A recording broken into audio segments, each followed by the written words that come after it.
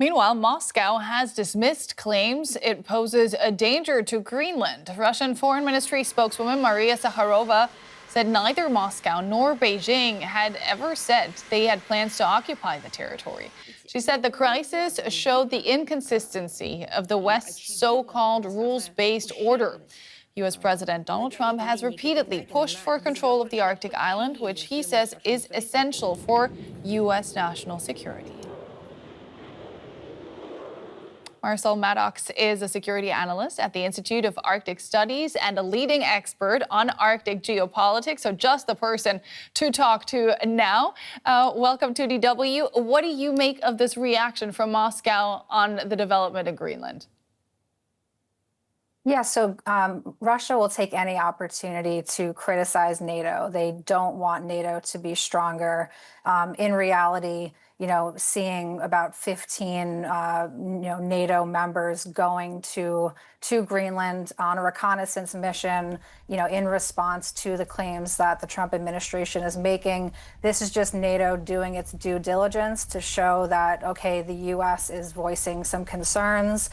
We're going to be putting together a high-level working group between the United States and the Kingdom of Denmark in order to discuss the security concerns. But what's happening now is not provocative. This is just, that basic due diligence that needs to occur. And, it's Russian aggression that has led to the expansion of NATO, right? This is why we saw Finland and Sweden join, because of the full-scale invasion of Ukraine. This is an unprecedented crisis within NATO, though. To what extent does it play into the hands of Russia? Yeah, Russia loves this, right? They want NATO to be weaker because NATO is the most important strategic enabler of U.S. presence in the Arctic, of the U.S. being able to learn from our allies who have maintained the operational capability in the high latitudes, in these really extreme environments and austere conditions. And so it's really important that the U.S. has our allies so that we're able to become more capable in the Arctic. This is where, Putin would love to see NATO become weaker, would love to see the U.S. withdraw, become more isolated, and to see Europe really have to scramble to be able to address the changes in the threat environment. Mm-hmm. The Kremlin says it doesn't want to control Greenland, but what strategic goals does Russia have in the Arctic? Yeah, so the Arctic is the #1 region of strategic importance to Russia. It is the host to the Northern Fleet, right? This is where they test, even historically, all their nuclear testing. A lot of it has occurred in the Arctic. We've seen them testing some new nuclear delivery vehicles like the Burevestnik and the Poseidon. So this is a place that is very important to Russia. They have really taken the lead in modernizing their Cold War infrastructure, their bases, doing things like extending the runways to be able to host more advanced aircraft.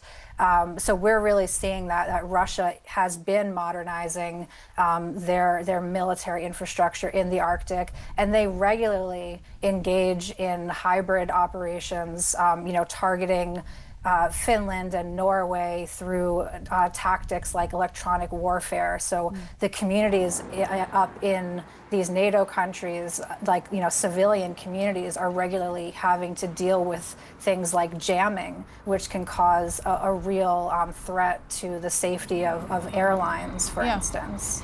How do you see the future of the Arctic, and specifically Greenland, of course, with global players like the U.S., Russia, and China all converging, all having converging interests in this region? Yeah, so one thing that the Russian Foreign Ministry did say is that they still do want to see the Arctic as a region of peaceful cooperation. There is really not an incentive to anybody for warfare to break out in the Arctic. It is a really important region for commerce, right? So Russia's trying to commercialize the Northern Sea route. You don't get a lot of business interest in an area if you have, kinetic warfare, right? So there's a lot of ways in which the 8 Arctic states and then other states as well have really benefited from looking at the opportunities associated with cooperation. So hopefully we can kind of, just have an even-keeled approach to, what are the actual threats that we're seeing. And I think NATO's been very good about only exercising in a way that shows that it's defensive, right? When Russia exercises, they exercise in a way that's about attacking a country like Norway. When NATO doesn't exercise, it's all about how do we defend against. So it just doesn't really, the reality doesn't match what Russia says about NATO in the Arctic. Marisol Maddox from the Institute of Arctic Studies, thank you so much. Thank you.